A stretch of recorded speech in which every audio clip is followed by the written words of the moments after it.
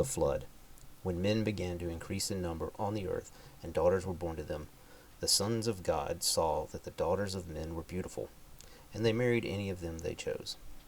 Then the Lord said, My spirit will not contend with man forever, for he is mortal, and his days will be 120 years. The Nephilim were on the earth in those days, and also afterward, when the sons of God went to the daughters of men, and had children by them. They were the heroes of old, men of renown. The Lord saw how great the man's wickedness on the earth had become, and that every inclination of the thoughts of his heart was only evil at the time. The Lord was grieved that he had made man on the earth, and his heart was filled with pain. So the Lord said, I will wipe mankind whom I have created from the face of the earth, men and animals and creatures that move along the ground, and birds of the air. For I am grieved that I have made them. But Noah found favor in the eyes of the Lord. This is the account of Noah. Noah was a righteous man, blameless among the people of his time, and he walked with God. Noah had 3 sons, Shem, Ham, and Japheth. Now the earth was corrupt in God's sight, and was full of violence. God saw how corrupt the earth had become, for all the people on earth had corrupted their ways. So God said to Noah, I am going to put an end to all people, for the earth is filled with violence because of them. I am surely going to destroy both them and the earth. So make yourself an ark of cypress wood, make rooms in it, and coat it with pitch inside out. This is how you are to build it. The ark is to be 450 feet long, 75 feet wide, and 45 feet high. Make a roof for it and finish the ark within 18 inches of the top. Put a door on the side of the ark and make lower, middle, and upper decks. I am going to bring floodwaters on the earth to destroy all life under the heavens. Every creature that has the breath of life in it. Everything on earth will perish. But I will establish my covenant with you, and you will enter the ark, you and your sons and your wife, and your son's wives will be with you. You are to bring into the ark 2 of all living creatures, male and female, to keep them alive with you. 2 of every kind of bird, every kind of animal, every kind of creature that moves along the ground will come to you to be kept alive. You are to take every kind of food that is to be eaten and store it away as food for you and for them. Noah did everything just as God commanded them. The Lord said to Noah, Go into the ark, you and your whole family, because I have found you righteous in this generation. Take with you 7 of every kind of clean animal, a male and its mate, and 2 of every kind of unclean animal, a male and its mate, and also 7 of every kind of bird, male and female, to keep their various kinds alive throughout the earth. 7 days from now I will send rain on the earth for 40 days and 40 nights, and I will wipe from the face of the earth every living creature I have made. And Noah did all that the Lord commanded him. Noah was 600 years old when the floodwaters came on the earth. And Noah and his son, and his sons, and his wives, and his sons' wives entered the ark to escape the waters of the flood. Pairs of clean and unclean animals, of birds, and of all creatures that move along the ground, male and female, came to Noah and entered the ark, as God had commanded Noah. And after the 7 days the floodwaters came on the earth. In the 600th year of Noah's life, on the 17th day of the 2nd month, on that day all the springs of the great deep burst forth, and the floodgates of the heavens were opened, and rain fell on the earth for 40 days and 40 nights. On that very day Noah and his sons, Shem, Ham, and Japheth, together with his wife and the wives of his 3 sons, entered the ark.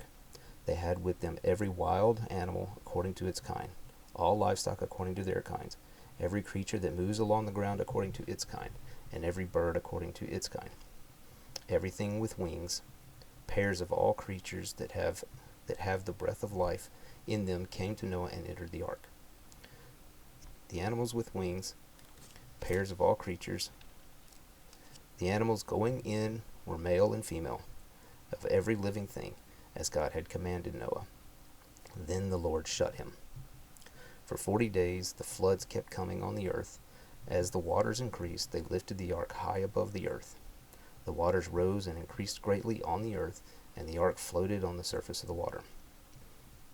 They rose greatly on the earth, and all the high mountains under the entire heavens were covered.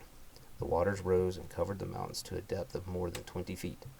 Every living thing that moved on the earth perished: birds, livestock, wild animals, all the creatures that swarm over the earth, and all mankind.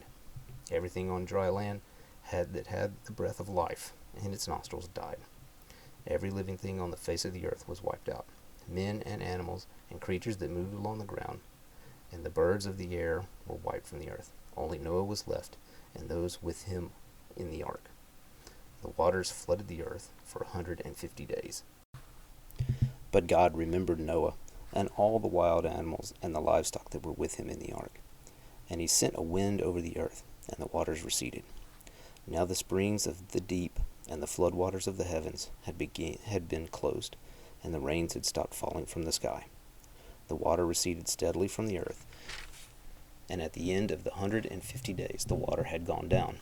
And on the 17th day of the 7th month the ark came to rest on the mountains of Ararat. The waters continued to recede until the 10th month, and on the first day of the 10th month the tops of the mountains became visible.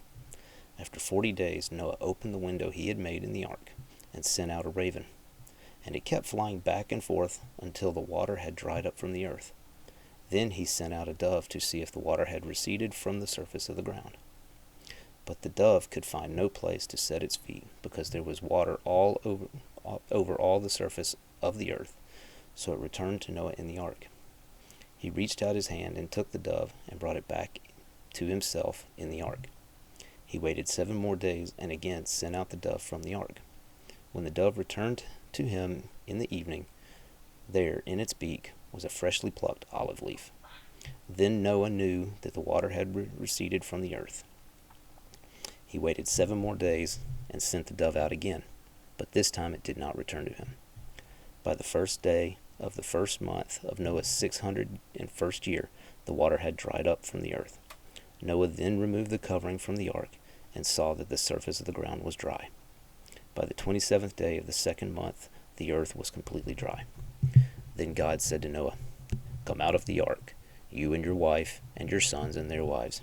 Bring out every kind of living creature that is with you, the birds, the animals, all of the creatures that move along the ground, so they can multiply on the earth and be fruitful and increase in number upon it."